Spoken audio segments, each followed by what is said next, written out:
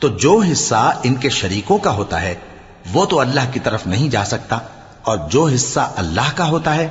وہ ان کے شریکوں کی طرف جا سکتا ہے۔ کیا آپ برا حکم لگاتے ہیں؟ اسی طرح بہت سے مشرکوں کو ان کے شریکوں یعنی شیطانوں نے ان کے بچوں کو جان سے مار ڈالنا اچھا کر دکھایا ہے، تاکہ انہیں ہلاکت میں ڈال دیں اور ان کے دین کو ان پر خلط ملط کر دیں،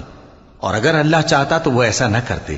سو ان کو چھوڑ دو کہ وہ جانے اور ان کا جھوٹ، اور اپنے خیال سے یہ بھی کہتے ہیں کہ یہ مویشی اور کھیتی منع ہے، اسے اس شخص کے سوا جسے ہم چاہیں کوئی نہ کھائے، اور بعض مویشی ایسے ہیں کہ ان کی پیٹھ پر چڑھنا منع کر دیا گیا ہے، اور بعض مویشی ایسے ہیں جن پر ذبح کرتے وقت اللہ کا نام نہیں لیتے۔ یہ سب اللہ پر جھوٹ ہے، وہ ان قریب ان کو ان کے جھوٹ کا بدلہ دے گا۔ اور یہ بھی کہتے ہیں کہ جو بچہ ان مویشیوں کے پیٹ میں ہے وہ صرف ہمارے مردوں کے لیے ہے اور ہم